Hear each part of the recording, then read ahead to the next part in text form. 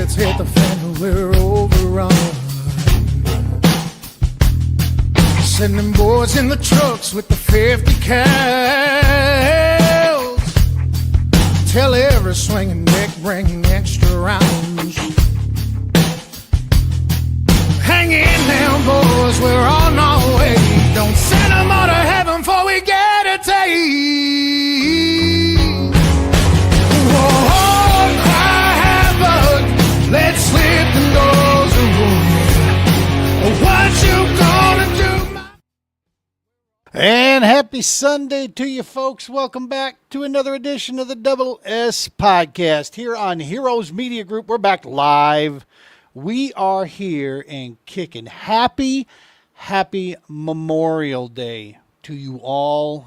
Memorial Day weekend, I should say. Tomorrow is Memorial Day.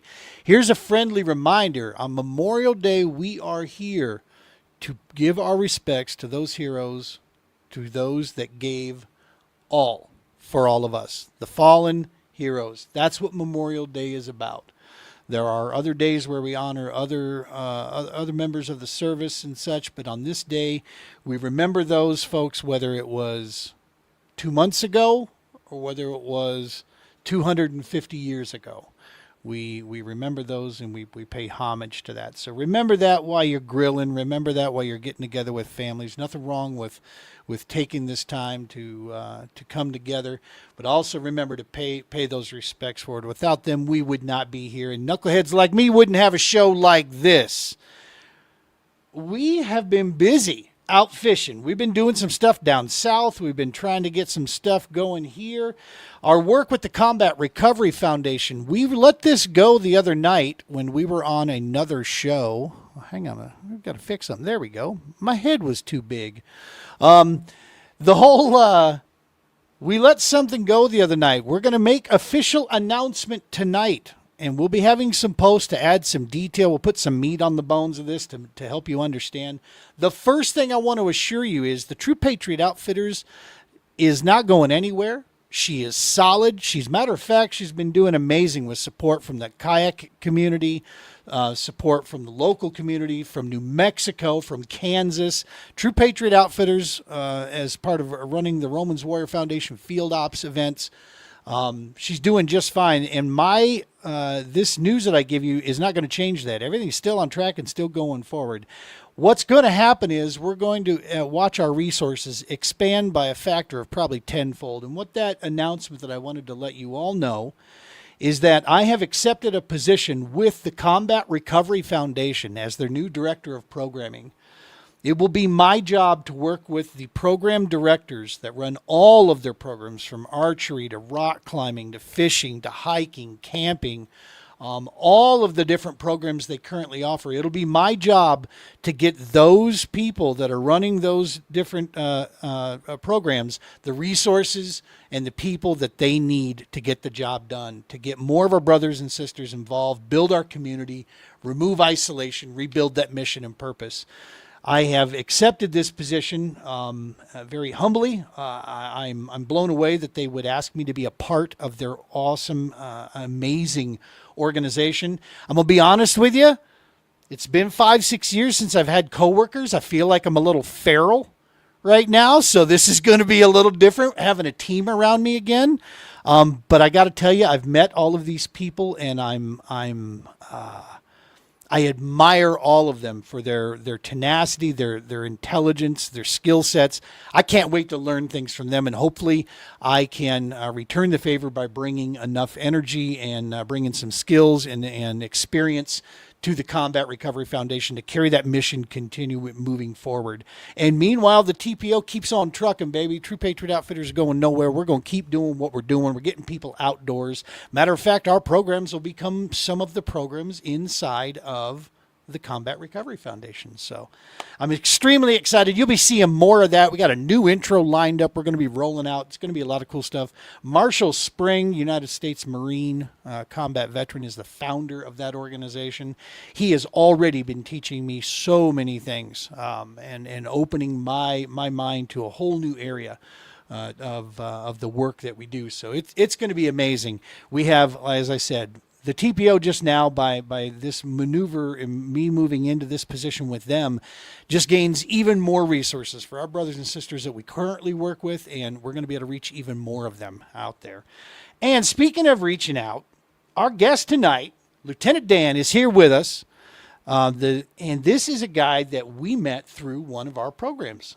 He is a member of the International Brotherhood of Electrical Workers with the union there, and that's how we connected with him. And then lo and behold, like we do when we get out fishing, we start chatting.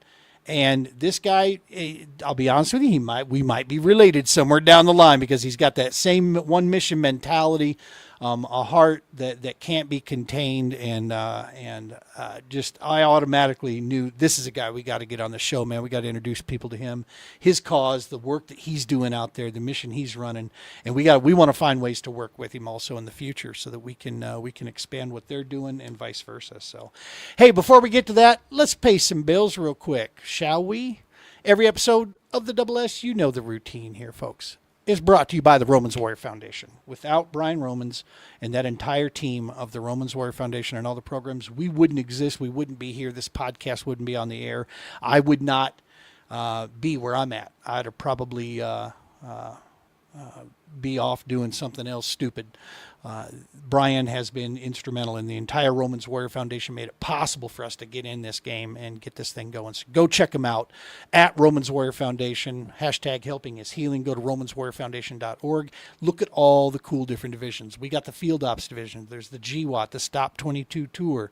Another associate, a nonprofit that works with us is the Hoosiers with Hearts Disaster Relief Team. It's an amazing organization that brings healing all across the country. Of course, Heroes Media Group, Adam Bird, all the fantastic podcasts that are on the Heroes Media Group. We're honored to be a part of them. They give us a platform to do this, to highlight things, keep things on that positive side, keep it rolling. Adam, love you, brother. And yeah, go check out something for everybody, man. Pretty much every night there's a different podcast going off, and content galore. You name it, the resources are there. You'll find it. And we are going to start something new here. We're going to start picking somebody out of our TPO sponsor group. We're going to add them to the episode as far as each one of these goes. So tonight, we're going to add in Tourney X, Mr. Dwayne Wally. We love you, Brother Dwayne. Thank you, man, for all the work you do to help us out there while we stay organized and get these fishing trips put together. Tourney X, man. It's a free account you can set up if you want to get out there fishing. Sign up $30 a year, and you can track all your catches. Get your cool hero shots up there. If you're into the tournament scene, highly suggest going there. If not, it's just a cool way to kind of track where you catch fish all the way around the country. It's a super cool deal. And Dwayne Wally over there, and he and his family, they do a ton to help support other great causes out there. So, all right, that's it. Bills are paid. We got all that done. We made that. What do we got here? Yeah, I think that's, we made the announcement, Combat Recovery Foundation. Next show, you'll see the new intro. We're going to let that fly. We'll get that stuff going there. And let's see. What am I, a dope? Yeah, Milford Lake, y'all. Hey, I have no words to thank Kansas Kayak Anglers, that club. I have no words. Tim and Tony Boyden of On the Line, a fishing podcast. That guest appearance I made by being interviewed, number one, that's really cool. I actually like being a guest on podcasts. That's kind of a neat way to look at things as opposed to being the host of the whole show. But that episode there, folks, I'm telling you, when we talk about amazing people in the kayak community, these guys are the example of it down there. And this Patriot Borderlands kayak series has opened up so many new relationships. We have brothers and sisters in New Mexico now that we love dearly, that support us, that on the mission that we're going. They make it easier for us to do that. We're looking into ways that we can expand into New Mexico now, even further, because we have such great support down there.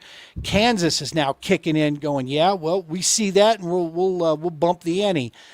They have already, you know us, we're all about transparency. We have raised already close to $600, and we haven't even set foot across the border yet. Folks, I'm telling you, when you do the math on 2 campsites for Thursday, Friday, Saturday, and leaving on Sunday. You look at the gas it takes us to get over there. We've got a family coming in of two. Mom and dad are both vets, and they're bringing their son in with them. We cover all their costs coming in. We're going to feed, as many as 10, 15 people or so on Friday night and Saturday night. These expenses start to add up, right? These guys have helped us basically. We are now, I believe we're already at the point where we could possibly be covering the expenses. Everything else that comes through just goes to expanding our services to keep this mission rolling. One of the anglers put a $250 donation up, and then he has said he is going to match an additional $250 from other people. And of that $250, we've already got $100, that has been kicked in so far. So I'm telling you, folks, we're blown away. Love you guys out there in Kansas. Appreciate you. Can't wait to meet you guys at Milford Lake this next weekend. We're going to be there Thursday evening. Friday evening, we'll have the meeting. I'll be releasing a video later this week on the Patriot, the PBKS channel there that'll give all the details. Don't want to miss that. Hey, if you're a Colorado angler, get your butt over there. Let's go. Go fish a new body of water for the love of Pete. Come with us. Come hang out. We're going to be at Acorn Resort. Sites 58 and 59 is where we'll be. Vets, first responders, you're fishing for free there. Just all you got to do is get yourself there. We'll feed you. Let's hang out, man. Let's chop it up. Let's have a good time. So, all right, that's it. Our guest has been patiently waiting. Let's go ahead and get the man himself in here, Mr. Dan Hurd. What's happening, brother Dan? How you doing? Gene, it's good to see you. It's going well. Today's been a rough day, but I'm glad to be here. Dude, I would say so. You are training right now. Folks, this guy is a wild man, all right? You were like being chased by a Sasquatch or something, and it possessed you to run how far today training? 15 and a half miles from Longmont to Boulder. Great googly moogly, my friend. That you're an impressive dude, man. You are on adventure after adventure. So you're training for something. What exactly is that you're training for?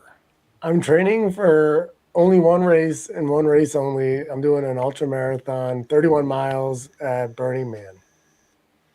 And Dang. I got kind of asked to do it in the previous years that I've been to Burning Man. I say no. And this year, a friend of mine, which happens to be a retired NFL wide receiver, said, "Yo, if Dan does it, I'll do it." And I looked at him and I said, "I'm going to do it just because I want to see you run more than 100 yards." I'm not a runner. I'm definitely a cyclist. And that's kind of what I'm known for usually. Yeah. But we met while doing a trip for on your with your mission, actually. Yeah, no kidding. That's awesome. Yeah, 100%. No, the whole now where help me out. I'm an old guy and I live in a cave half the time. Burning Man, where is that located geographically? It's north of Reno in Nevada. Yeah, that's kind of what I thought. Burning Man is the name because that's what you do when you're out there, Dan. You're going to be running in this like ridiculous heat. But no, wait a minute. It's September. So does it actually drop below 90 degrees in September out there? Not in years past. In the mornings it is. It depends on the year. In the mornings it can be like 60s, but as soon as that sun comes up, it gets hot pretty quickly. The smell of bacon. They start the race at 5 a.m. I am not a fast runner. I've had a lot of injuries that we'll talk about later, but the fact that I can even run is a miracle. About 5 years ago, I could not run even a mile. I couldn't even run 500 feet without collapsing. So the fact that now I just did 15 and a half miles, a little over that. And then I'm training to get to 31 by the end of August. Now you're in what? You're in your 30s, is that right? Yeah, I'm 37. Yeah. But my body feels like it's like 60. I was going to say with the miles you've put on, recovery days are just as important as high impact days, right? I mean, you gotta let your body build back and be able to handle this because, dog, 31 miles, that's endurance more than anything. Holy crap.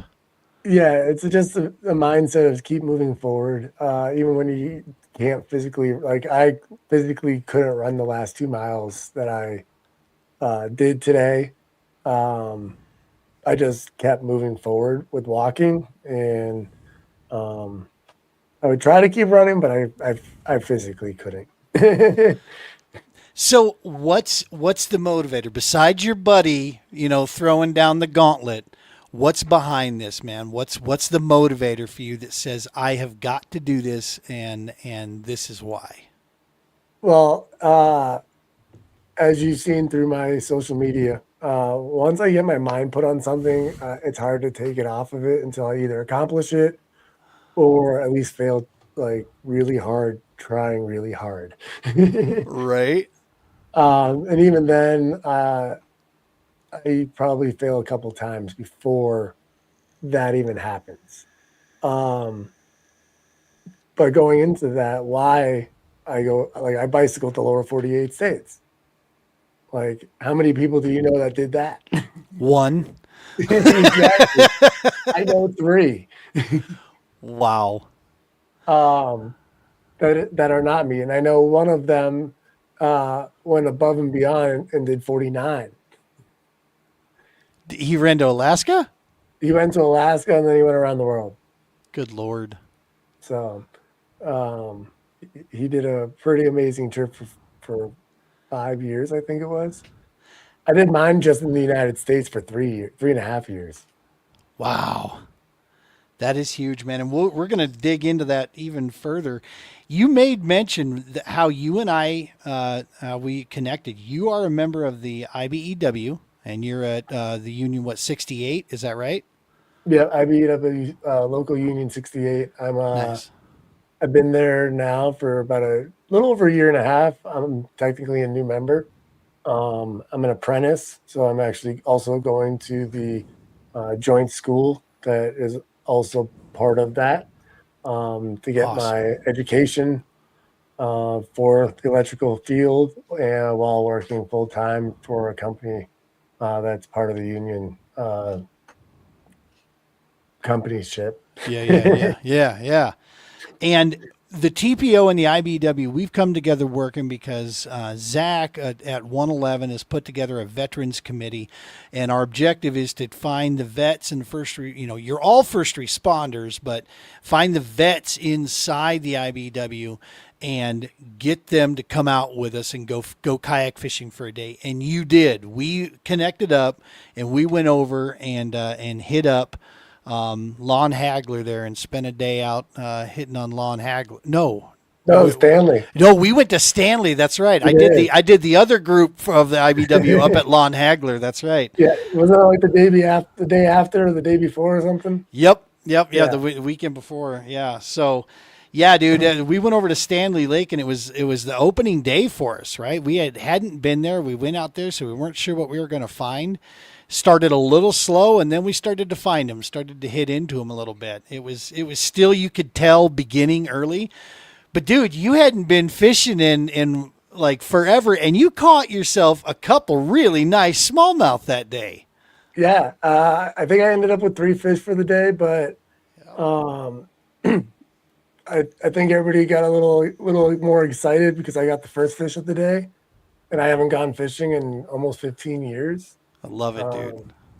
The last time I went fishing was before I got alcohol sober, and for my mindset for a long time was I got to avoid fishing because I tied alcohol to that sport.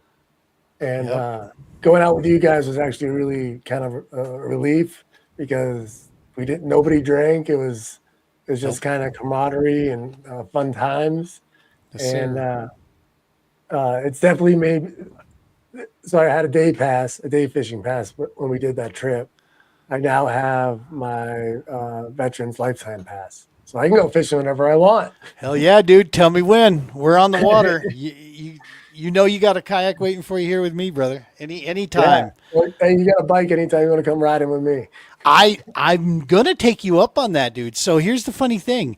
I actually probably would have a bike because I would rather bike than jog. I'm a former goalie for hockey, my knees are like maybe 1 or 2 games away from needing surgery, right? So it's like the idea to go out and jog, not bueno. But a bike, I would dig that. My wife, on the other hand, is like, yeah, nope, not gonna get Yeah. on a bike. She's not a biker. She's not. That's not her thing. And so yeah, no, I'm gonna take you up on that, dude. I would love to. I suck. I mean, I'm not. I'm not gonna do no 15 miles with you. I don't think. Maybe I don't Well, know. oh, 15 miles on a bike? That's easy.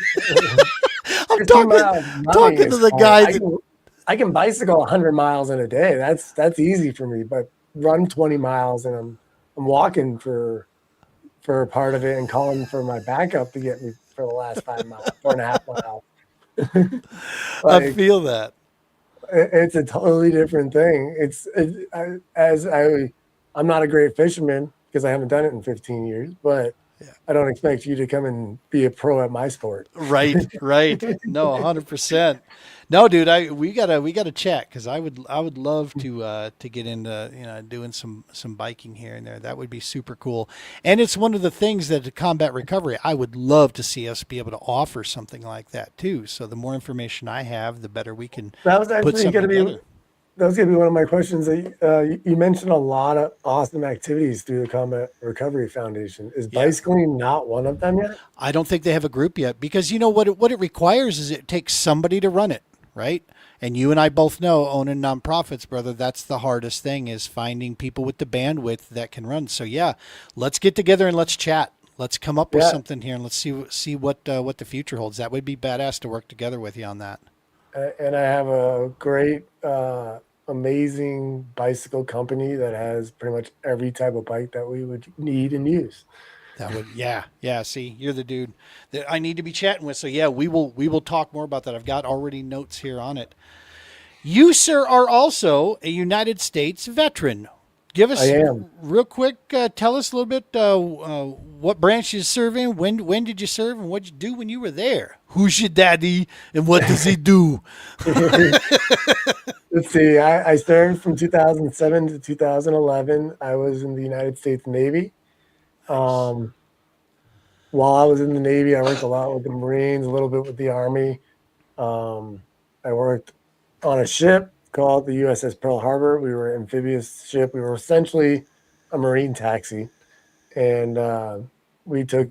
I did 2 deployments to the Middle East. One towards the coast of Kuwait, and second we did a little bit off Iraq, and then we were redeployed to do pirate campaigns through Somalia all the way to Jordan.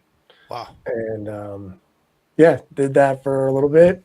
I was in during the time era where they were downsizing the military, and I got told by a program, I believe actually by a computerized program, that I was overqualified and was told I couldn't reenlist. When I My joined the military, God. they tell you like in boot camp, if you want to make this a career, pick up rank and do a good job. Yep. I made a couple of mistakes early with alcohol. Because of how good of a job I did, they kind of wiped those away from me and told me not to mess up again because they would resurface. And I just did really well. I got promoted twice by my commanding officers for doing like above and beyond.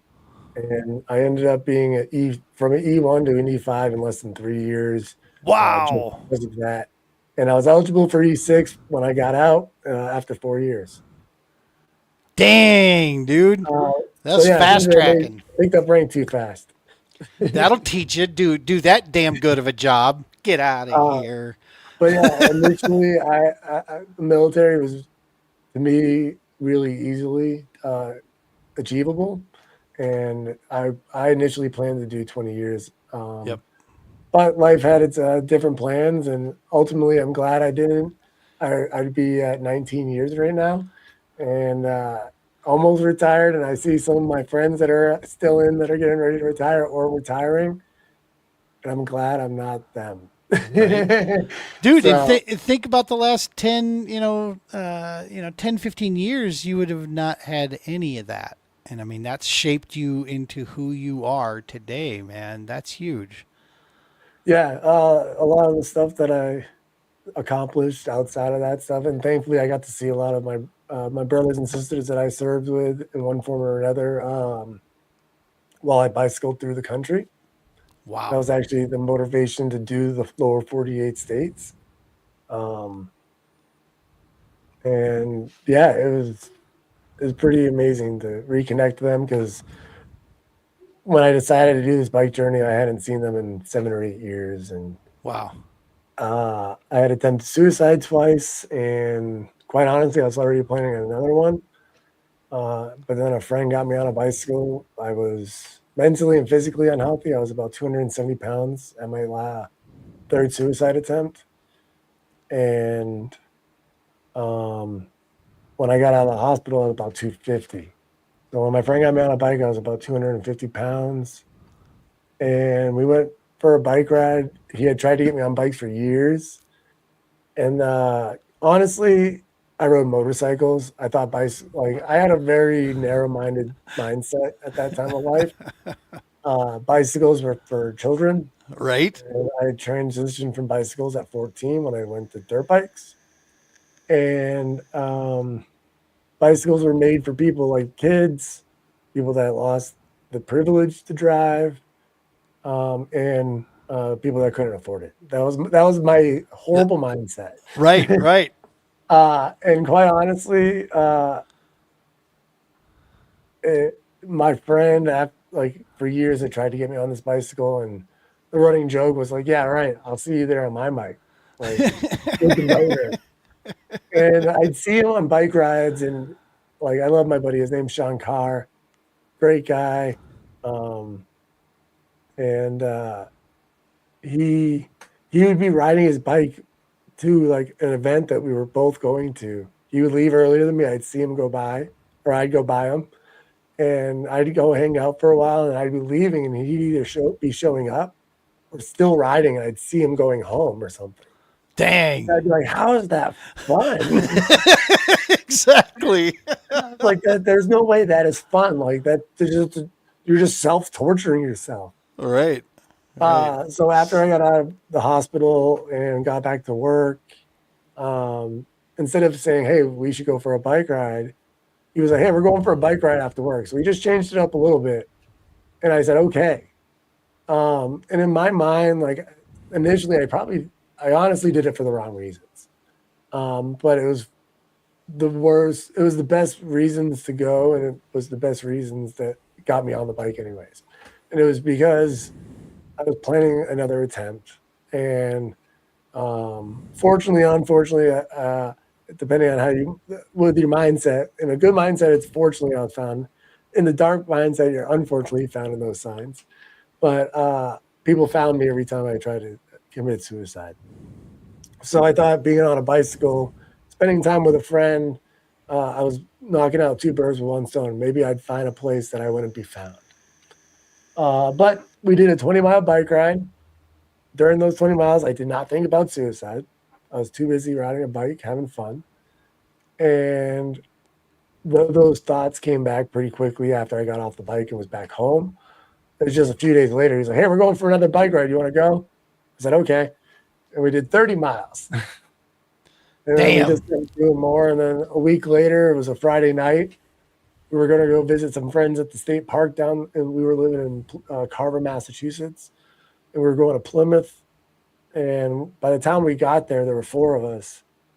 All our friends were going to bed. We got there too late. Oh, damn. And we had so much energy because we had just rode there, and we were mentally planning on that they were going to be partying and hanging out, Right. like the morning. And we were Right. like, "Well, we can't go to bed. Let's keep riding." So we rode to Cape Cod, Oh my gosh. and we did. It was like 70 something miles there, and that was a Friday night. We woke up my friend Sean's friend's driveway. Like the friend thought we were like European tourists, just like squatting in his driveway. It was hilarious. And once we figured it out, he was cool with it. We ended up just kind of hanging out for the day on Saturday. We rode to the beach, it was like 10 miles, like 20 miles round trip. And we ended up leaving Saturday. Two of our friends were like, I'm out. I'll get a ride. And my buddy Sean, he's one of those people. He's been riding bikes for a long time. At this point, probably 25 years. Wow. He's in his 40s, so he's probably been riding bikes longer. But he's like, nope, I told you guys every pedal out's a pedal back. And, that's where my military brain kicks in. I was going to say, is your buddy, is he a vet as well? No, he's not. No, he's just fucking hardcore is what he is. He's one of those guys, dude, that every place he moves to, he has these two, I want to say they're like 10-foot 4x4 beams with holes cut into them. And he has this giant, like 1 inch and a half bar that he slides through it and just rotates freely. And he just does pull-ups on it and hangs on it and gets his wrist really tight and does all these crazy moves on it. To the point where I started doing it, I'm nowhere near as good as he was. And I'd be horrible now because I haven't done it in 6 years. But and he also doesn't like power tools, so he'll go and do a whole like solar field with a sickle. Wow. And just go like this for 8 hours a day, and all right, I'll be back tomorrow after work. Dude, yeah, guy.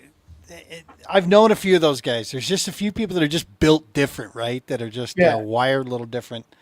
Well, dude, I got that he would have been great in the military, right? But he would have hated being told what to do. Yeah, there is that, that you got to add in. He's like, just show me the mission. I'll tell you what I'm doing. If that was the option, he would have been perfect. Right. And instead of being like, you need to do this, this, and that, he's like, I'm not doing any of that stuff. I don't need to do shit.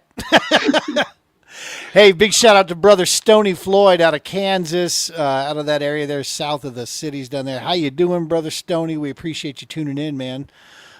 Stony is actually one of the key members for us with the TPO. He's part of my national team there that's out running. He spreads the word and helps us when we go into that neck of the woods. So, yeah, super cool there. Thanks for joining in, Stony. Definitely check out everything we're talking about. Hell yeah. So first, I want to go back to this real quick and just kind of circle back for a few of our listeners here. What I love, Dan, is I've been saying this, and I speak to it from the civilian standpoint, right? Sometimes civilians, when they hear about the work we're doing, they get worried. I don't want to say the wrong thing. I'm not a vet, so I don't think I can, do any that. Well, I've been creating some content together and for speaking to try to teach them just how silly that is and how important it is for we as civilians to get involved here. And the very first thing is to stop getting the heebie-jeebies when you hear that S word start flying around. People hear about suicide. The fact that we've been running away from it and pushing it under the rug and not wanting to talk about it is why we have lost so many of our brothers and sisters out there to this fight. Dude, I just want to tell you, I am very, very thankful to God and to you that you found your way through, brother. You and I spent an entire day out there fishing, and I'm 53 years old, and I come across a lot of different types of people. Many people I consider acquaintances. Many people I consider, some people I consider friends. My real, my five, people always ask that, who are your five? I've got my five that if the shit hits the fan, I know who I'm getting a hold of. And I could easily see you as being one of those for me personally, just because of the kind of spirit you have and the kind of human being that you are, bro.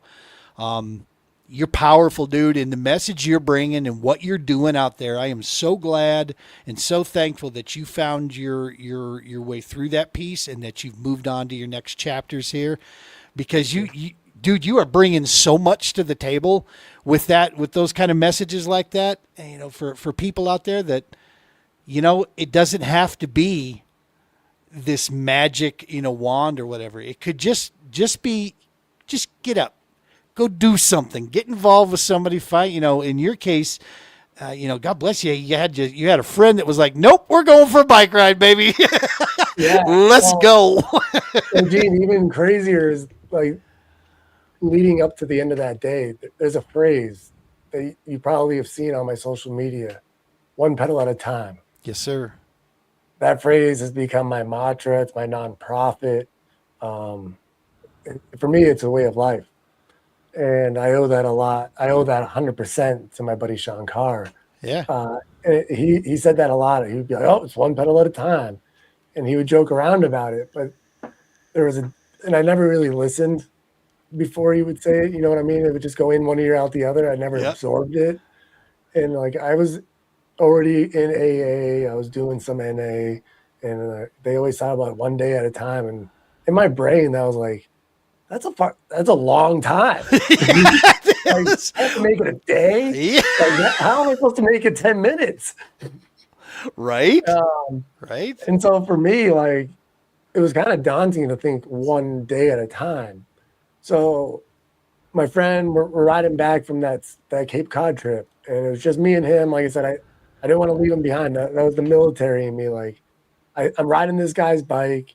Like, I'm not going to leave him by himself, even though he's fully capable. I've seen him do it. Yeah. Like, I'm not going to do it.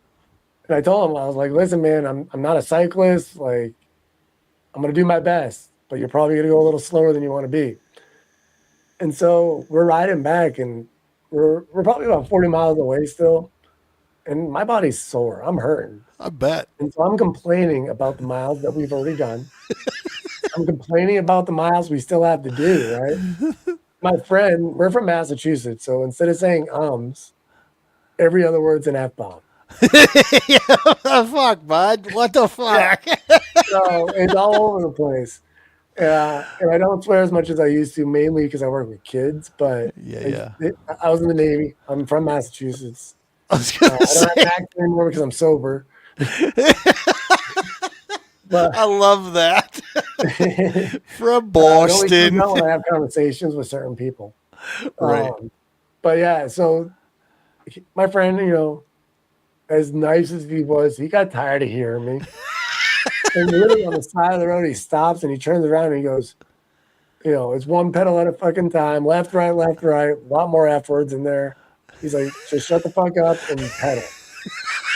And so, I get like, motherfucker, you're a 5-year-old. So I start doing military cadence in my head. Like, I don't talk to him the rest of the ride. Right. And before I know it, like, because I wasn't thinking about the past, I wasn't thinking about the future, I was just focused on the moment. Yeah. That moment went by quick. I love that, dude. And in that phrase, he said it's one pedal at a time. And over the next few days, like, that was the only thing that kept sticking in my brain. It's one pedal at a time. Hell yeah. Hell yeah. And then I started connecting dots like, dude, that's way easier. One pedal is like every second. I can live 1 second at a time. It's hard to live one day at a time. Right. So that became my saving grace because I finally heard him. That is so awesome, dude. Yeah. When it lands on you, when these messages come through,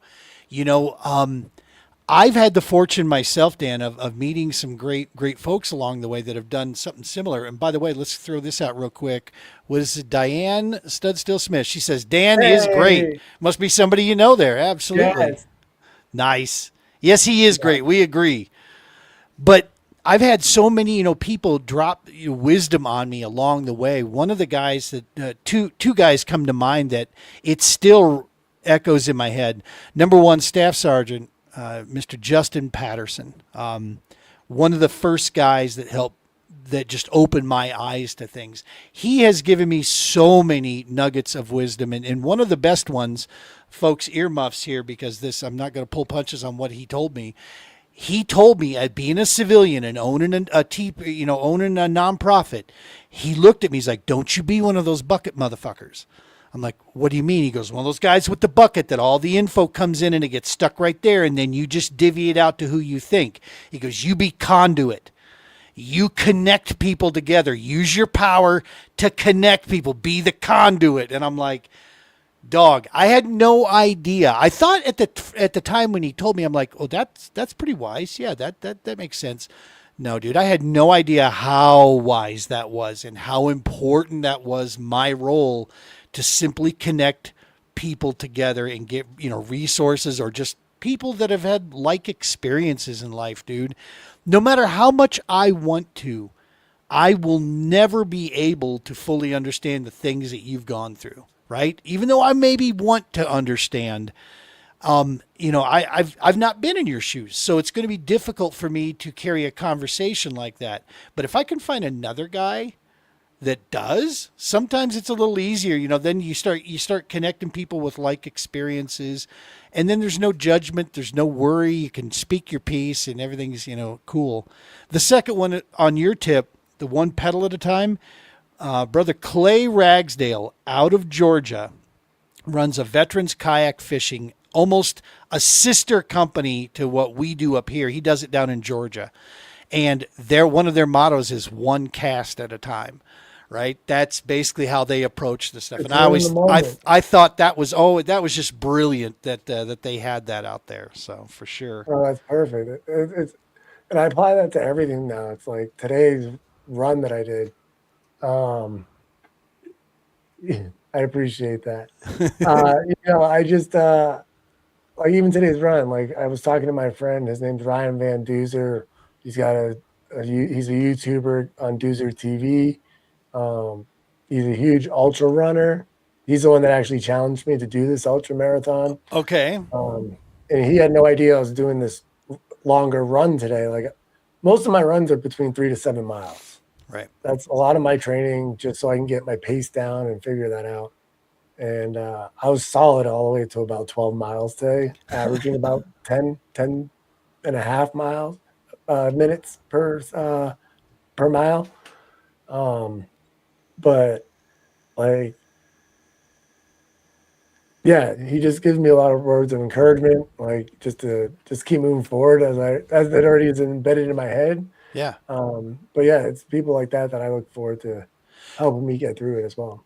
Bro, there's something that I've tried to instill in my kids, and it's tough to get this to sink into younger generation. But as we get older, you start to realize that there is power and wisdom in accepting the advice and understanding that, dude, it's not amazing because you had nobody around you.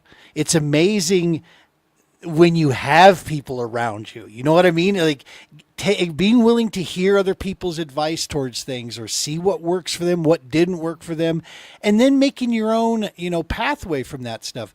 Nobody accomplishes stuff alone, right? We are not an animal that is, built for pure solitude. We're tribal at our very best day, very communal, as a species, as humans. And it's a good thing, man, to embrace that community, to embrace the help from other people out there, or just listening to their stories too, dude. You know what I mean? It's like just hearing their experiences helps you grow as an individual when it comes to this kind of stuff that we do. 100% agree with that, Gene. But I will tell you, the other side of that is, you see a lot of veterans and you see a lot of missed veterans. People that you may meet but that don't actually get out there. Right. It takes a lot of courage for us to get out there again and be in those vulnerable situations.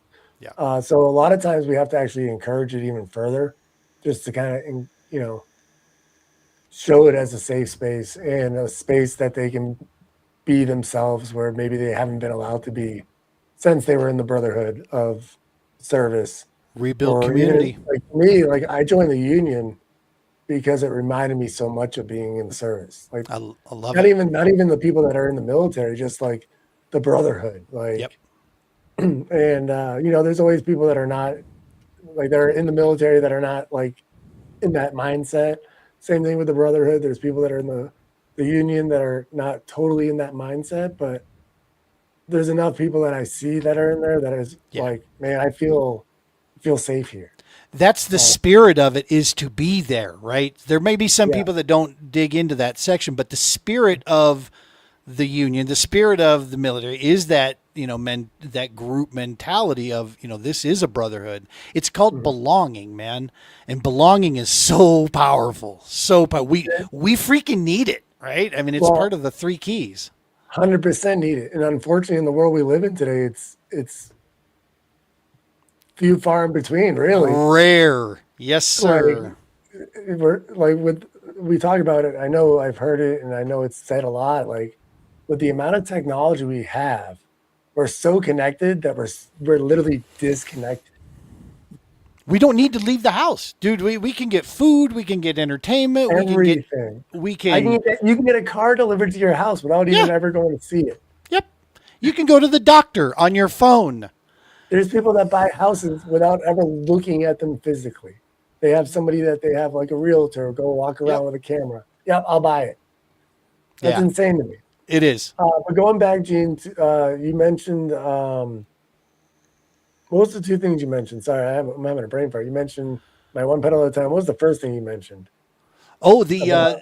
the conduit, the connecting of people, and making sure that I use my platform and my resource to connect people together. What it falls to is our third principle or our second principle, which is rebuild community. Right, start to bring back, and we're not trying to try to change the world here, but we certainly are going to start in our neighborhood, and then we're going to start in our town, then we're going to start in our state, and that's you and I, dude. We meet just because of connections I made through IBEW, and then you want to blaze a path for other guys to step up to partake in this, so we connect. Next thing you know, we're talking about two nonprofits. We're trying to spiffball ways that we can work together, that we can reach more of our brothers and sisters out there. This is what we're saying, man. This is how it works. This is the community that we build. And if we got to do it one dude at a time, we'll freaking do it one dude at a time, Exactly. and just keep Or going. do that now. Or do Dude, that. that's right. That's right. That's right. Can't forget about our lady vets. Not at all. But Not at no, all. like that was even we just started the veteran committee for the 68 in I believe it was December. December was my 1 year in the union. So being a apprentice, not even a journeyman yet, so I'm not a full-fledged member.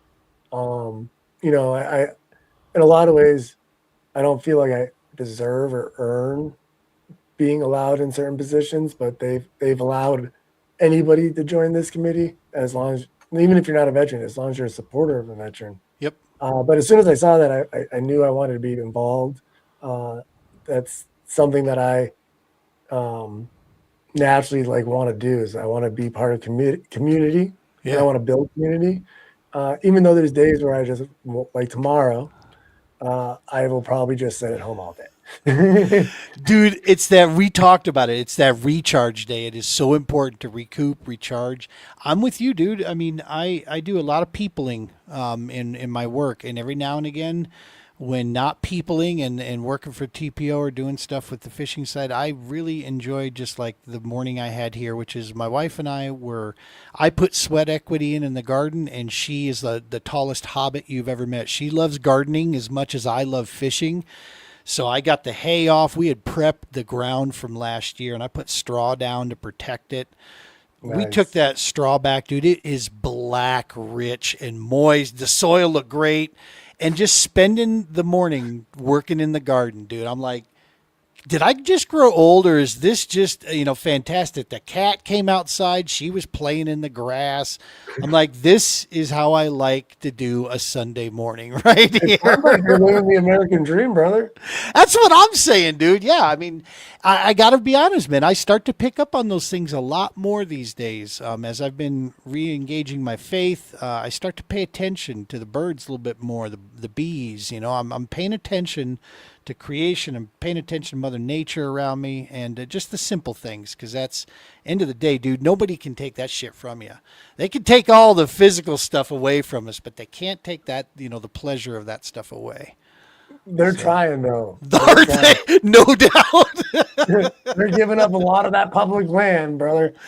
Oh, I'm telling you, yeah. Every time we turn Oh, around, honestly, I think that yeah, there's a lot of stuff that they're I think there's a lot happening that could prevent us from having those sanctuaries, Yeah. but I don't feel like it's going to go away overnight. And I think we need to take advantage of them and protect them as best as we can. I say this all the time to people that it's one easy thing to sit around and complain about stuff that's going on out there.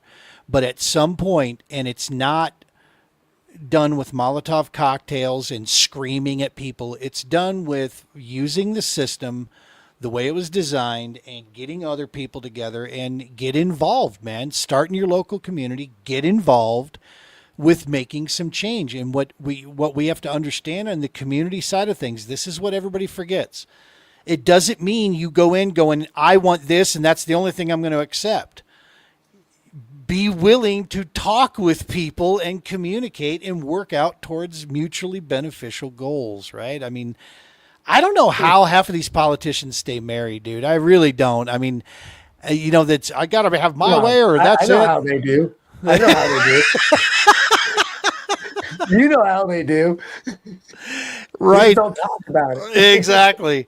No, but that's the thing. Getting involved, do something about it. I love when people are energized about something and they have strong opinions. That's cool, man. What are you doing to be that? Be that change, right? Those memes that are out there. Be the change you want to see out there. Get involved. Work with other people and figure stuff out. That's It's the only funny way that you through say it. be the change.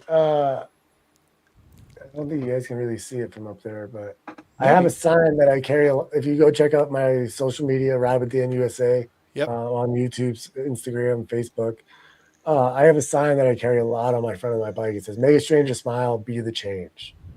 I love that. And so, um, while I was bicycling the lower 48 states, I was coming towards the end of it. I was getting into my 44th state. I was just getting into, well, right before I was getting into Arizona. I Oh had a couple man. people join me that one of them had been following my social media and was like, I happen to be in Colorado. You're in Utah. If I get to you, will you ride with me? And I'm like, dude, I'll wait for you. Come find me. I'll wait for you in Moab. Wow. And we rode together for a week, and we ended up separating the day before I was hit by a car Yeah. um, at a very high speed. But so I had him there. There was now a really good friend of mine named Trent that saw me on social media. He came out from California to do a documentary on me, which is out Wow. on his YouTube. Um, Where and where is that? Do you have the information on that handy, or is that something yeah, we it's at Trent Sigurd, Siggard. Trent Trent? Yep. So And I'm Pat, pretty sure you can find it on my YouTube channel. It's at least in one of the folders. Um, last time I checked, it had over a 500,000. It's the biggest video there for, I think, both of us. okay, so there it is. So it's a great documentary. He ended up postponing releasing it until I was healed from my accident and back on the road, um, because it was really emotional. It was the day before the accident that I had 4 people that were with me in some form, and they all went their own ways. Um, and I kind of stayed behind because I was a lot slower. I was carrying a camper, and the only reason I'm really alive is because of that camper That I was towing on my bicycle. it took the brunt of the hit. Yeah, yeah, it was the initial impact. So Was it essentially, I just got somebody on a phone drinking? What the hell? Well, how did they hit you? Just not paying attention? it was three. Ultimately, it was unknown. It was 3:30. The reason given was the sun was in their eyes at 3:30 in the afternoon. Um, on a Wow. straight desert road. So it was before. I don't remember the accident. Unfortunately, I don't remember 45 minutes before the accident, Wow. and I don't really fully remember anything until I was in the hospital a few hours later because I got med flighted. Wow. But So you go through this, you get healed up, and then you yeah, continue on the ride, dude. I did. You're a freaking animal, brother. Kind of mentioning earlier, like the mindset of me running right now. Like I'm it's a, in a lot of ways, it's for a silly reason. Um, yeah. Um, so for me, it was like a lot of, man, I lost my train of thought. Help me restart it. Yeah, the so you go through this horrible accident, and folks, we're not talking about just go to the ER and then come home. You were in the hospital for a long time, multiple surgeries to get yourself back, and your choice would have been just take your stuff and go home, but you didn't. You got your stuff, you put it back together, and you got back on your ride, dude. Essentially, I was very fortunate because by the time I was rear-ended, I was just shy of 18,000 miles into my journey. I was on my just crossing the 44th state of Arizona, and yeah, I ultimately uh, was told when I woke up that I may not. That initially, when I was in the operating room, like my first memory was I woke up. They were getting ready to do my first surgery, and the doctor looked at me and was like, "We're hoping you'll walk again. We don't know yet," and then put me to sleep. Oh my gosh. But luckily, when I woke up, he goes, "Good news, you might walk. It's probably going to take 2 to 5 years to be back to normal to some degree." And I had just rode for 18, like almost 2 years, 7 months, and I think it was 6 days when I got hit. So like I was very active, and laying in a bed for 3 days is like being like tortured mentally. Right? Right? I was in a lot of physical pain. I had to have multiple surgeries on both my legs and essentially learn how to walk again and bend my legs and things. But I started standing up with a walker 3 days after I got hit by a car. And Dude, the fact that you were in such phenomenal shape probably it saved is my life. yeah, Yeah, 100%. if I was in, if I was at 1,800 miles versus 18,000 miles, I might have been dead. Yeah. So yeah, a lot of my physical fitness had to do really amazing help for that. Yeah. And as I mentioned, once something's in my brain, I'm pretty Like determined. a dog with a pig ear, bro. Yeah, I see a squirrel, I gotta chase it, man. That's I'm gonna right. get that squirrel. I'm gonna die trying. I love that, dude. I love Um, it. but in reality, I was 44 states into it. I was in the hospital for pretty much 2 weeks, and then I was very fortunate that somebody, a good friend of mine, Chris, that I met in Oklahoma, bought a house in Texas and offered to let me stay with him. And he was like, stipulation is if you come stay with me, you have to go as soon as like within a month after you get approval from your doctors that you're clear. I was like, deal. Like, that's awesome. At that time, they were initially telling me it was going to take potentially, if I could ever ride a bike normally again, it would take at least 2 years. Um, And he knew 4 months, this. yeah, Yeah. 4 months after, but he knew that I like he was a Marine and then he became a Army Ranger, so he's also got that mindset. Yep. Yep. And he retired. He did 20 years and retired from service. So and now he's into cycling. After all the time that we hung out and did everything, Good shit. now he's a gravel cyclist and racing and Love it. doing really awesome stuff. But so he knew that it was going to take a while, but he also knew that I was pretty determined to heal. Yeah. Yeah. And at that moment, I wasn't really. I mentally didn't even think about getting back on the road because I was honestly afraid of cars. Oh, I bet, dude. Um, but I realized every day that I was off the road was another day that I was building that fear up.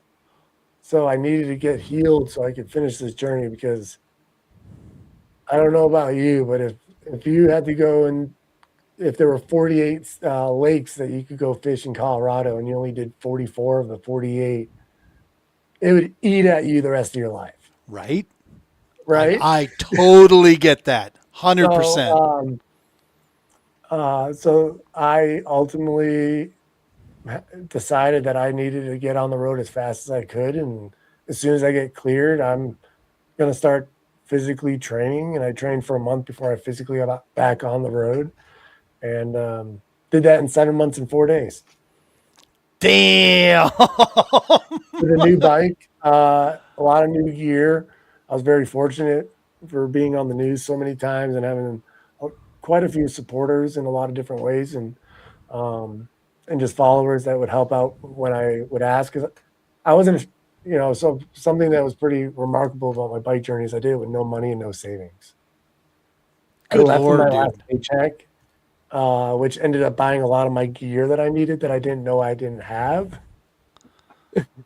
Yeah. And yeah, so for me, it was, it was, so when I started the bicycle journey, like I was doing it for myself. I had no intentions of starting a nonprofit. I had no intentions of helping other people because nobody else was going through what I was going through. Right. And I quickly realized honestly, within 3 months of my bicycle journey, I was not alone. There's a lot of people like me. Hell yes. Hell Military, yeah. non-military, just like life and, whatever's going on. And oh, and that was what you mentioned before I continue on and make Yeah. sure you help me remember where I stopped. Yeah. But you mentioned something about like you're not a service member, so you don't know how to relate to The our events and many situations. civilians feel that. Yeah, many civilians feel that, and it's so wrong. It is wrong, and something that I want to encourage people is we've all felt the core feelings that they feel in different ways. We may not have felt it as deep as them, but we have felt sadness, we have felt anger, we have felt scared, we have felt uh, abandoned in some Abandoned. way. Yeah. We have felt like Betrayal. betrayal. We have felt all these different things in one form or another in our own lives. So even though you haven't felt the event that they've gone through, at least you can experience and connect to them on that core level. And Yep. that's what I encourage people a lot to do is don't feel like you have like I don't expect everybody to gone through the events that I've gone through to connect with me. Yep. But if you can connect with me on the happy sides and the sad sides and realize that there's scary moments and different things like that, then you're doing a great job of connecting. Totally. And we've all done it. So We always try to tell them you don't need to be a therapist to help. Okay, not at all. Matter of fact, what you need to be is authentic and present, man. Those two things. Be there and be authentic. Right. Just be who. Be. Don't try to be something 100%. you're not. And that's So I'm that's a not great freaking start right there. Well, I am not a licensed anything. I have Right. no background in education of any type with mental health or suicide, or any of those things. I don't have studies with how like psychedelics help mental health or any of those at all. All I have is my own life experiences. Um, and I've had a nonprofit now since 2019 that helps people with educating. And what I do is kind of like you is I am not the source of information. Um, I am a piece of conduit Yes, sir. that provides that information so that people can find it more easily. And ultimately, that's my mission. And going back, so I want to encourage people to definitely don't be afraid to have those conversations, even if it talks about, dark times of suicide or mental health Yeah. or depression. Um, and don't feel like you can't relate to them because you didn't go through those experiences. Yeah. You've gone through the emotions in some form or another. So connect to the emotion and just be present and heard. And like as you mentioned, being present and heard is a huge factor. Yes, sir. Um, I again, no experience in any of that. I've been very fortunate to have done over 150 suicide interventions Wow. um, through my bicycle journey and beyond. Um, and most of that is just being present. I used to not embrace my last name, and come to find out, I'm not even related to the people in that family with that last name, but I have embraced it now.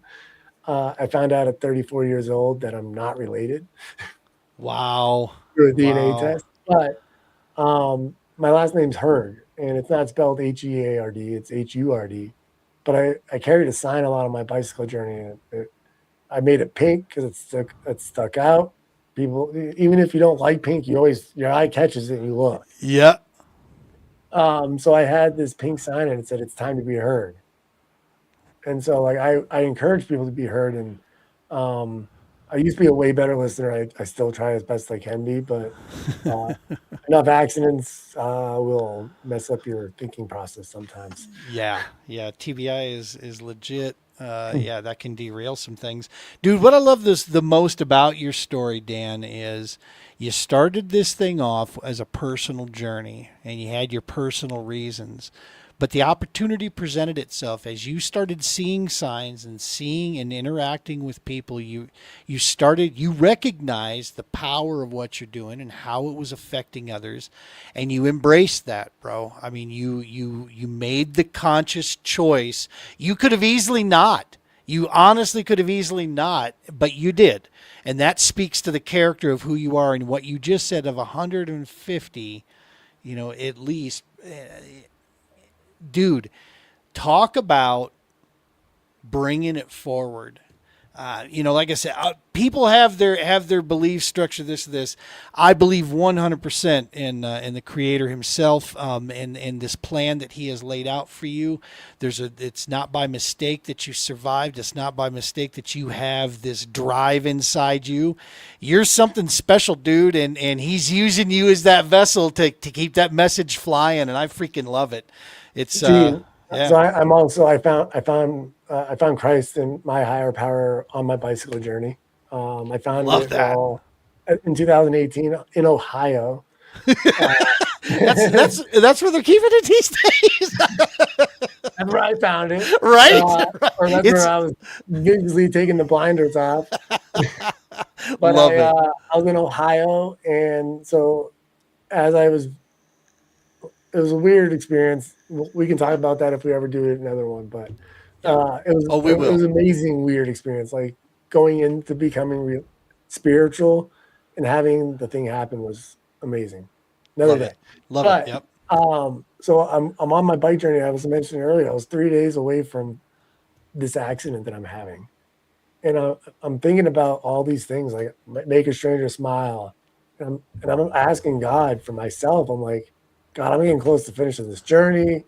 Like, am I actually healed? Have I been healing? Have I been running away from suicide this whole time?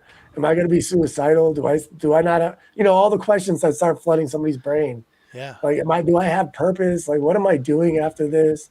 Like, am I stopping? Am I going to keep going? Like all those. And then 3 days later, I got hit by that car.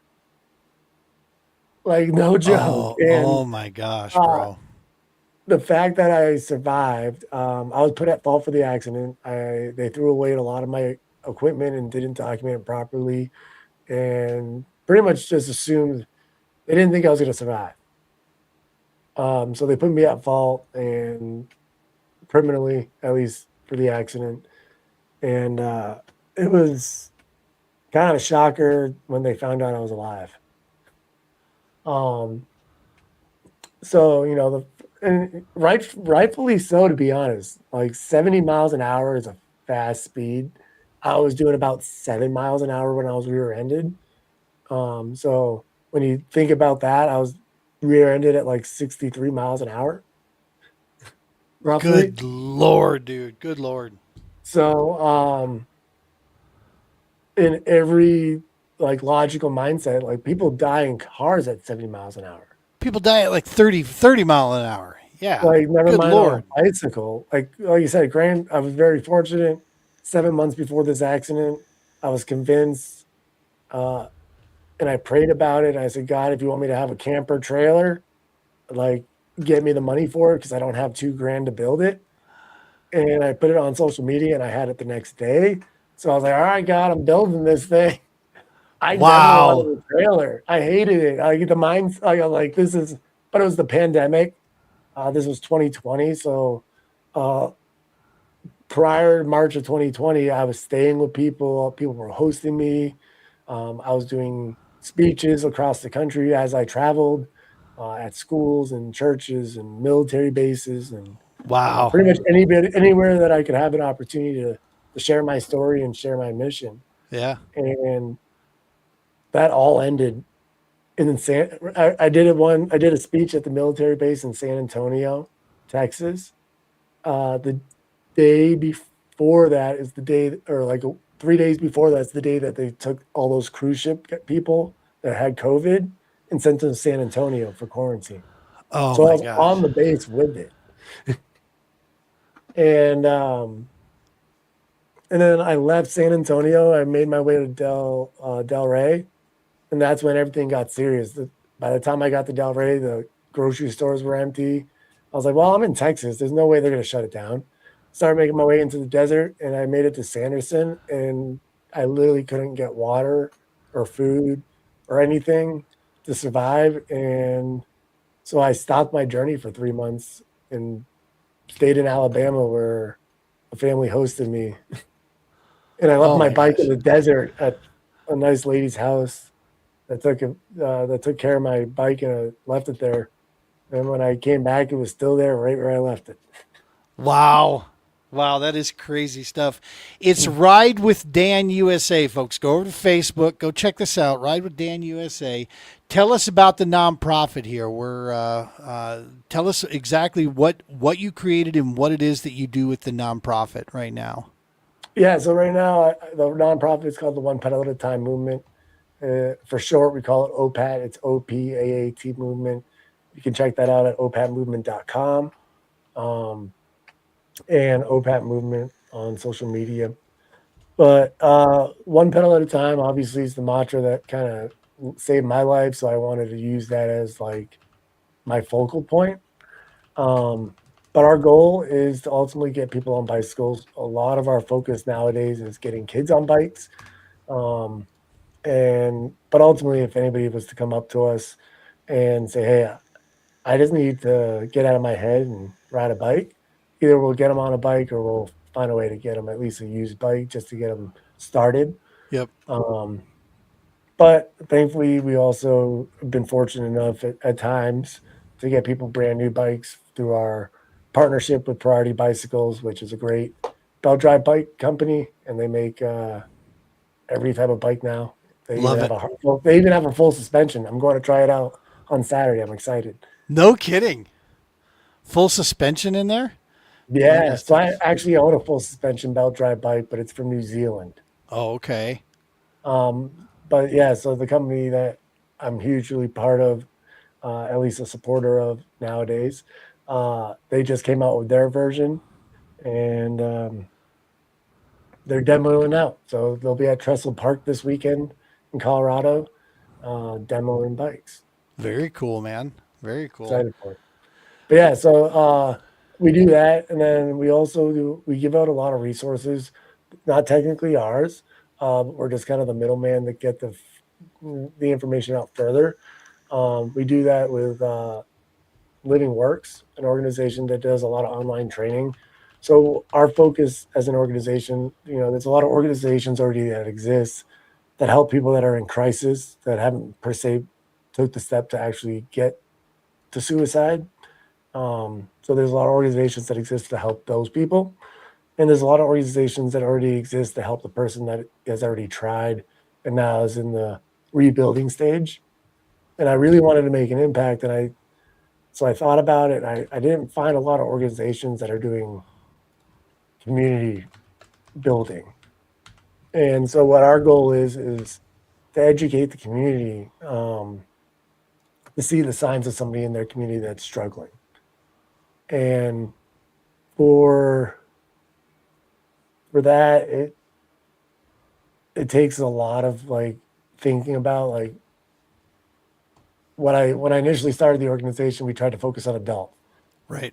Right. Uh, for 5 years, it was or 4 years, it was very difficult to get adults to unfortunately take this training because they're like, that's not going to happen to me or my community.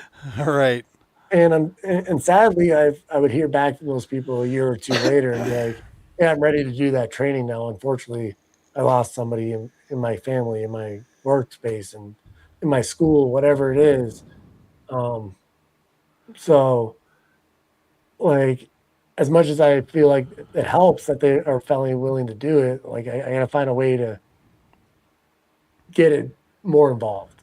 What you're And what you're talking about is that upstream prevention, right? You want to find a way to get that in there. That's yeah, that's a and tough deal. perfect way to say upstream. So, we got our elderly people, we got our middle-aged people, and then we got our children, right?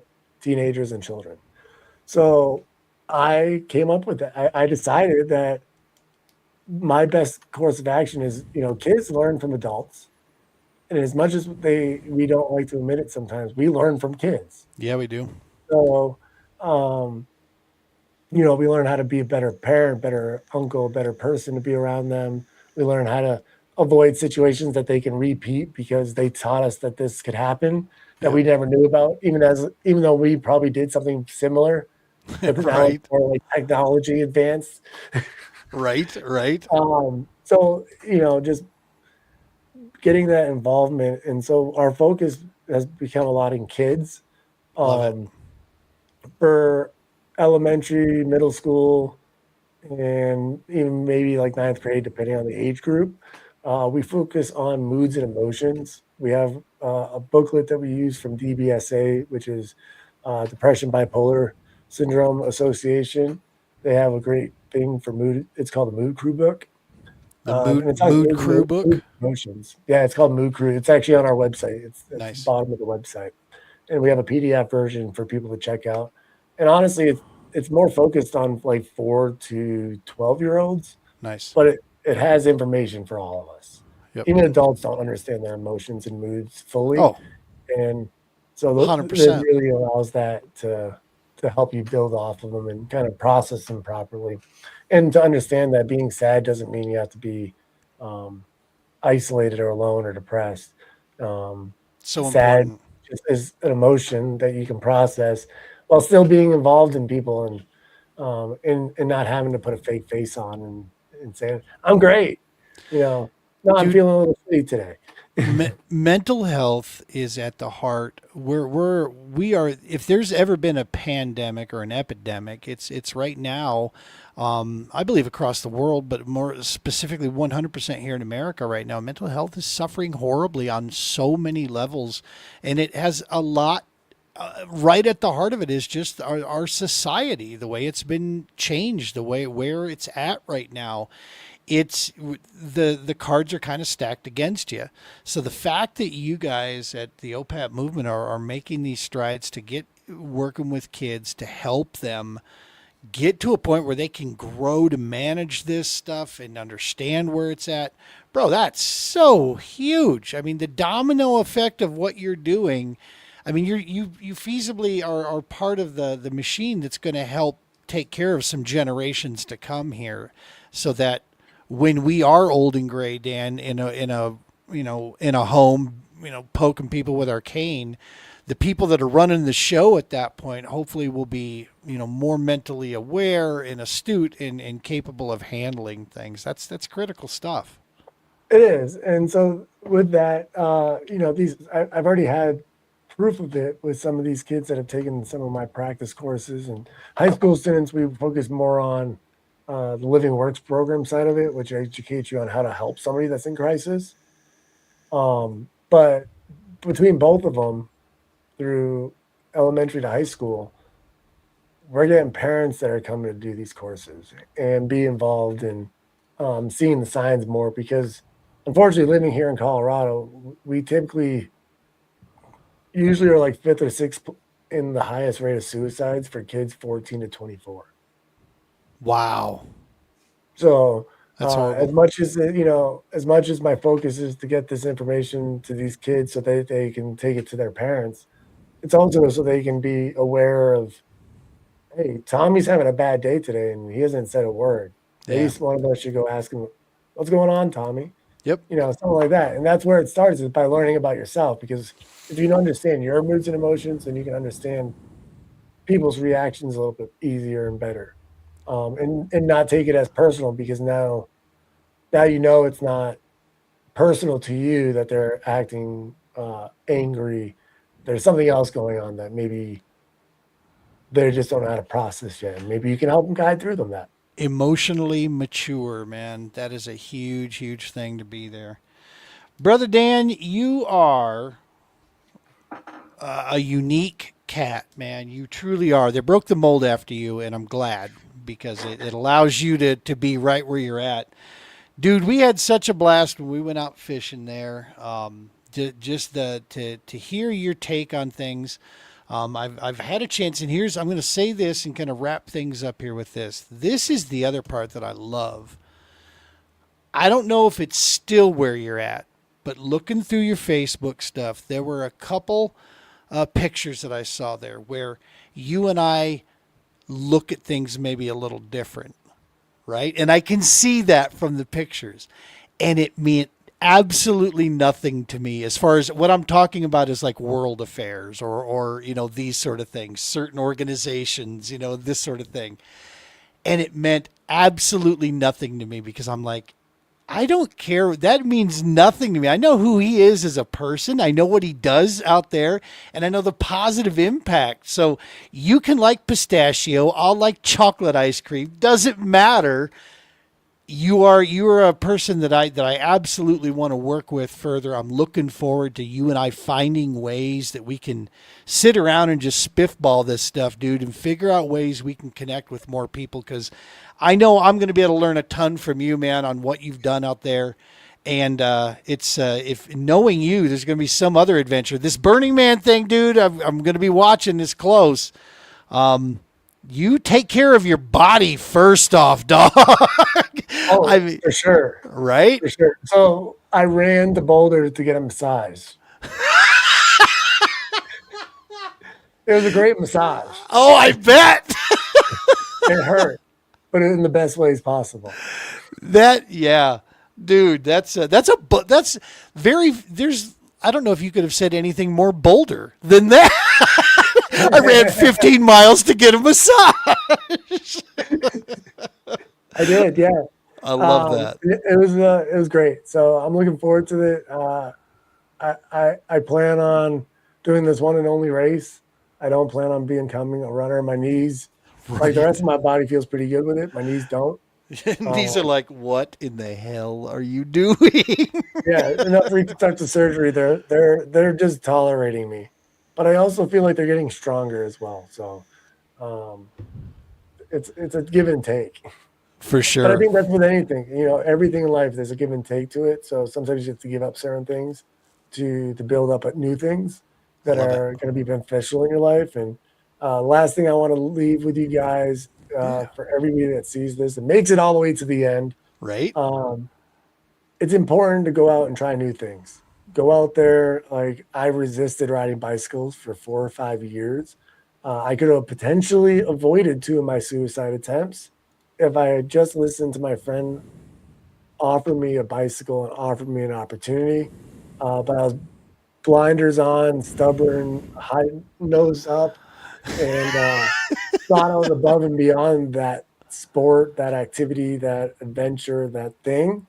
So I encourage you to say yes more often. You don't have to say yes to everything. Be mindful, but go try new activities. Go try activities that maybe you haven't tried in 10, 15, 20 years. You may Like find a love for it. kayak fishing. Like kayak fishing. I went one time and I already got a license to go again. So you never Hell know. yes. So it's just a matter of time to be able to go out there and just be open. Like I said, Gene, I filled that spot because nobody else wanted to for that meeting that we were at together. And I wanted to see this program of yours with in affiliation with the IBW Yeah. grow and become stronger. And I didn't see that happening unless those spots were filled. So I stepped away from my fears of associating alcohol with fishing and temptation and took that opportunity. And I had a great time. I I hope had so much fun. I Especially with hope those you motors, brother. right? The electric motors. I hope you understand how much that means to us, dude, to hear you say those things, that you attack that head on, and went after that to get this going. Again, it's you're a leader, dude. That's just all the way. I mean, you lead from the front, and that is such a key attribute to have, of blazing a path forward so that somebody else can come in behind, and reap the rewards and the benefits. Yeah, dude, we had such a blast that day. That was an awesome trip for the first one out for Stanley Lake, and first one for this year for IBEW. Getting out with us. Actually, you've done other ones with IBW, but this is the first with 68. Yep, first for the 68. That was awesome, and hopefully we're gonna get at least one or two more each month in while the season's going, because we've got the bandwidth to do it, and the season goes up until the end of September. So let's seize it while we can. We don't get much time on the water out here. That's they close us off from a lot of the good water. So I'm just glad we're getting rain to have water. Exactly. I'm loving it. Well, I got to tell you, I drive, 6 hours south to New Mexico. Conscious Reservoir is at capacity because they've been having record rainfall down there. So we're getting rain all around us. It's just we're sitting in a little dust bowl up here right now, but hopefully that goes. Hey, I want to ask you, put you on the spot here. Will you come back on the show? I would love to have you come on and dig into some, maybe a little bit more specific topic stuff that affects nonprofits and the mental health side. Would you be willing, if your schedule allows, dude, will you come back on the show and dig into that with me? Yeah, absolutely. I think it'd be interesting and fun. Sweet. I think we'd have to, for that one, I think we'd have to kind of plan it a little bit better. Yep. In terms of what we want to talk about. I'll give you lots of notice about the topic, and we'll, as far as what we want to focus on and try to shed light on for folks. Absolutely. But yeah, dude, your experience in your area, that would be a ton of fun. Yeah, no, like I said, I have very fortunate life experience. I've been very fortunate through doing this work that I've connected with a lot of qualified people and people that are also just as passionate about saving lives as I am. So although it's as you know, you're very fortunate to have a second person doing all your wife's a very good partnership for you. She's amazing, dude. Otherwise, you'd be a one-man team, it sounds like. Yeah. In some ways. Well, as far as when it comes to the behind the scenes, 100%. Yeah. Yeah. So for me, I'm 100% on my own. I'm always looking for people to be more involved and be part of the organization with board members and things like that. So dude, always something that I'm trying to grow. But right now it's a one-man fight, kind of like we were talking about earlier, being isolated. It's rough. It sucks. But I know my mission. I know my goals. And as you know, just from our conversations, that's right. Once I'm on something, I'm not letting go of it. And everything I've done in the last 4 years since finishing my bicycle journey is leading towards the next step of my evolution for my organization and for programs and things to actually become more concreted into place. I love it. Yeah. I look forward to our next conversation. Hell yeah, dude. About the organization. Dude, I can't. Yeah, we're going to be doing some stuff. I know that for a fact. We're going to follow up with this stuff. So hang with me here as I roll the show out here. Stick with me, and then we'll close it out there after there. Dan, brother Dan, love you, man. Thank you so much for coming on here and spreading your mission here with us and telling us your stories, sharing so much personal stuff in here. We feel very fortunate to hear this stuff, and I know we could probably go on for the next 3 hours. So that means I can see another 3, 4, 5 podcasts that we're going to have you on here, and we'll dig into other stuff from there. Well, yeah, I did 22,000 plus miles on one bicycle journey. Right? And we only talked about 2 states, really. Yeah, pretty much. Awesome, dude. Well, thank you so much, man.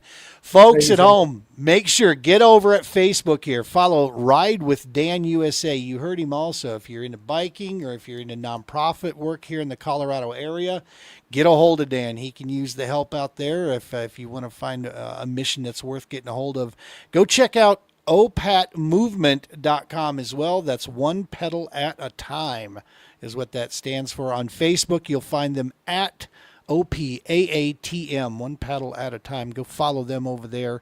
If you got any questions, hit Dan up. Throw the comments in here. Those of you that were watching live with us out there, I know we're broadcasting on like 7 different channels. So if I didn't see your comment, it's possible I'm not seeing it coming through on that. I will get to those comments. I go through and check back on those after the fact. Thank you so much. We appreciate you. If you're tuning in after the fact and listening to this on the audio or picking it up on the recording, we love you as well. If you have questions or comments, throw them in there. I'll make sure Dan gets them. I'll get them over to him if they come through there. So, as usual, folks, you know the routine on this stuff. Wait a minute. Let's double check next Sunday. What do we have going on calendar? Let's pull this thing up. So next Sunday, next Sunday we'll be coming back from Milford Lake, Kansas. From the PBKS event over there in Milford Lake, working with in conjunction with the Kansas Kayak Anglers. That one's being sponsored by ACA Paddle Sports. That's the organization that gives us our insurance and does a ton for the paddle sport community out there. And LL Bean, that organization that helps secure that funding for us for this deal. So we'll be coming back. We'll do a recap on that next Sunday. All right, Brother Dan, I'm going to take her out of here. Any last message that we didn't cover? Are you good? I'm good. I appreciate the time. I had Awesome. a great time with it. Awesome, dude. All right, folks, you know the deal. Tight lines, be safe, take care of each other, and God bless.